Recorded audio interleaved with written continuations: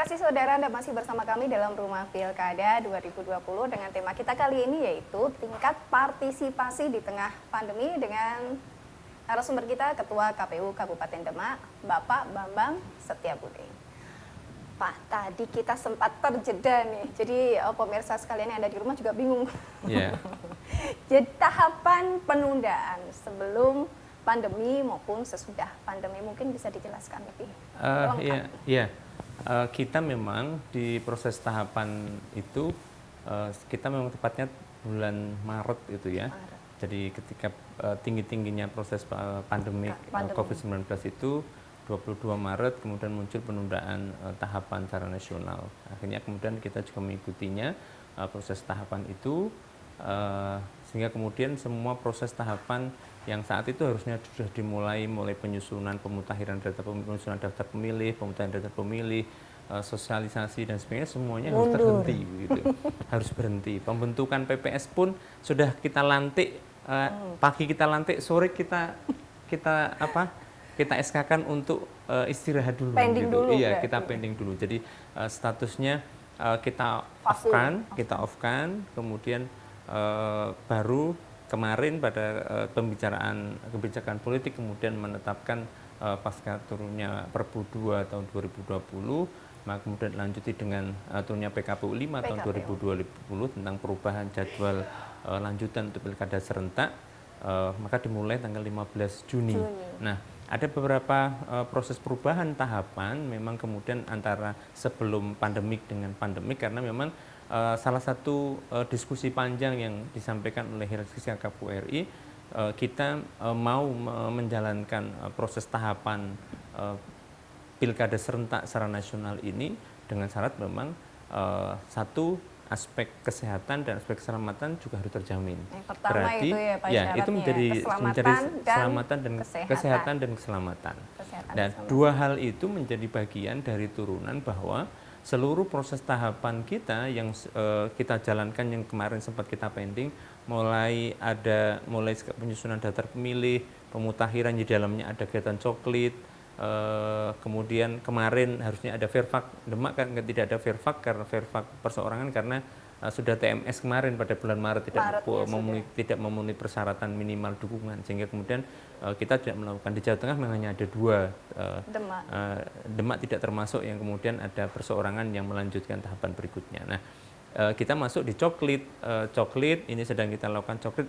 Perubahan-perubahan yang mendasar adalah pada proses bahwa tadi turunan aspek kesehatan dan keselamatan itulah kemudian diturunkan di dalam setiap penyelenggara harus melakukan protokol kesehatan. Nah, itu dibekali dengan minimal APD, minimalisnya adalah ada masker, kemudian paling tidak kemudian di lapangan PPDB juga mendapatkan ada face pelindung wajah, ada hand sanitizer, kemudian ada masker dan sarung tangan plastik. Jadi itu standar yang kemudian menjadi bagian tambahan. Yang ini yang memang yang saya katakan tadi di awal, merubah dari pola perencanaan kita di awal terkait dengan nyambung di anggaran tadi. Jadi awalnya 29 itu murni hanya untuk kemudian kita lakukan tahapan, kemudian karena jumlah TPS-nya berubah, kemudian petugasnya juga bertambah, maka dampaknya memang terkait dengan anggaran yang kita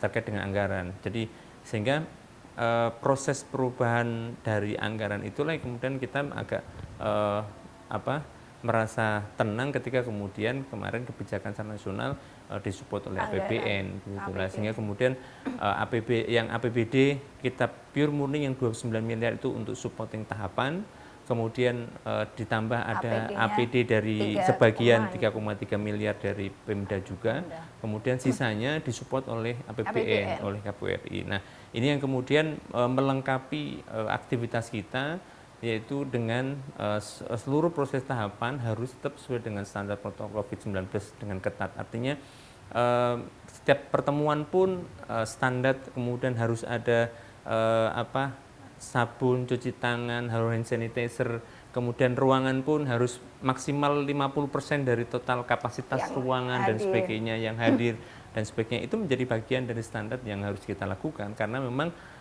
hari ini kita bekerja bukan untuk diri kita, juga bekerja kepada seluruh masyarakat, sehingga kemudian aspek kesehatan penyelenggara dan menjamin kesehatan masyarakat menjadi tanggung jawab kita bersama. Oke, berarti aman setidaknya gitu ya Pak ya, kesehatan dan keselamatan itu yang poin utamanya. Betul. Meskipun nanti imbasnya di anggaran juga. Iya.